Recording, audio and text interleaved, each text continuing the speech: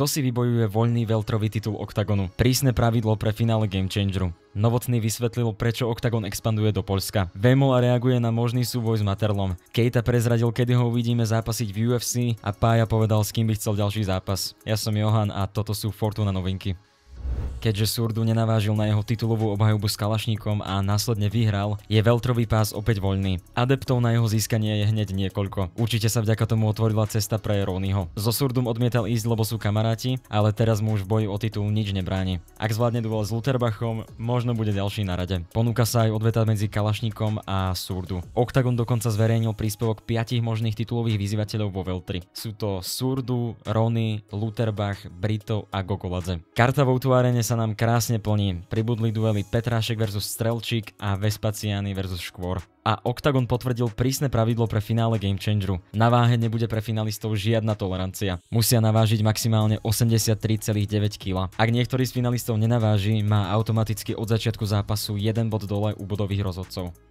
Oktagon mierí do Poľska. V apríli bude turnaj v Štetíne. A to nie je všetko. Organizácia podpísala poľskú legendu Michala Materlu, ktorý sa predstaví na prvom poľskom turnaji. Novotný na tlačovke po Oktagone v Brne vysvetlil, prečo mieria do Poľska a povedal, že pred poľským trhom má rešpekt. Polsko kvůli tomu, že my, když vstupujeme někam, tak chceme někoho, kdo vlastně jako nám vytvoří příležitost, aby to mohlo dopadnout. A Michal je bez pochyby tou příležitostí a tím kolem něj. A vlastně Berserkers a lidi ze Štětína, kde je zavedený vlastně jako polský město a my máme obrovský respekt k tomu trhu a vlastně jakoby úctu k tomu a nejdeme tam jako někdo, kdo chce něco ničit nebo válčit nebo cokoliv jiného. My tam jdeme jako něco, co si myslíme, že v Polsku třeba úplně není. Já jsem vždycky říkal, že neděláme tu samou věc KSV.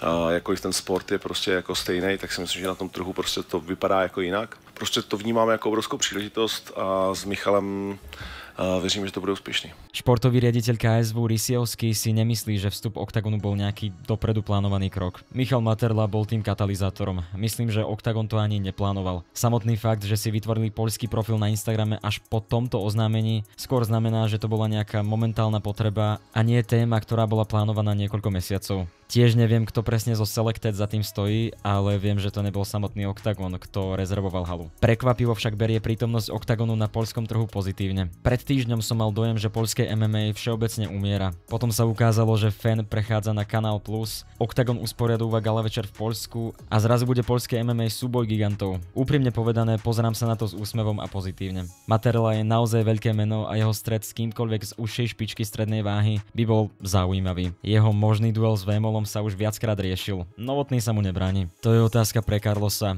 ale pokiaľ sa to niekedy stane, rozhodne to nebude zápas v Štetíne. Vémola takisto hovorí, že jeho zápas s Materlom je kľudne možný. Všetko je možné. Rukavice som ešte nezavesil na klinec. Páčil by sa mu však zápas Materlu s niekým iným. Je to legenda európskeho MMA. Vždy som s ním chcel zápasiť. Koľkokrát som ho vyzýval, ale bohužiaľ prišiel neskoro. Bol by to ideálny súper pre Macha Muradova. Ten by na taký zápas určite kývol a tešil by sa na ňo. Muradov je real warrior a súboju s Materlom sa rozhodne nebojí.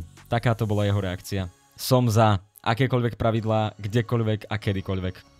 Keita pre e-sport potvrdil, že potom, čo nenavážil na zápas s Pitbullom, nebol jeho vyhadzov z UFC vôbec na stole. Nie, to vôbec nebolo v hre. Neviem, odkiaľ to prišlo. Nikto z UFC toto nepovedal. Nikto o tom nevedel. Nejaký novinár chcel len lajky. Lozene priniesol skvelé správy. V UFC sa pravdepodobne predstaví vo februári alebo marci budúceho roka. S matchmakerom UFC sme sa bavili a majú záujem zopakovať zápas s Pitbullom. Myslím, že by som mohol znovu zápasiť vo februári alebo v marci. Snáď na karte v Londýne. Nie je to potvrdené, ale nejak takto to vychádza. Potvrdil, že napriek nenaváženiu ostáva v perovej váhe. Rád by zápasil s Pitbullom, ale v hlave má aj iné mená. Budem bojovať s kýmkoľvek, pokiaľ to bude znamenať, že ma to priblíži k titulovej šanci. Aj keby mi teraz povedali, že budem musieť zápasiť s Movstarom Evloevom, nebral by som to ako trest, ale požehnanie. Predstavte si, že nezvládnete váhový limit a hneď potom vám dajú jednotku divízie. Chcel by som Movstara alebo Rodrigueza. S nimi by to pre mňa bol najlepší možný scenár. Zápas so Šemom Rockom, ktorý je tiež v UFC, ho nezaujíma a nemyslí si, že k nemu v blízkej dobe dôjde.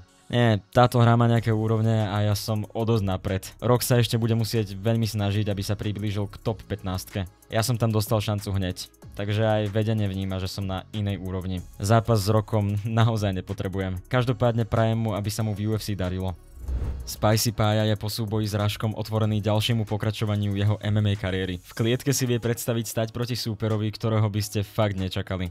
A je to o tom, že či podľa teba, keby si vyhral, či by si to bral ďalší den? Asi bych začal u lidí, kteří prostě něco pro ně znamenají.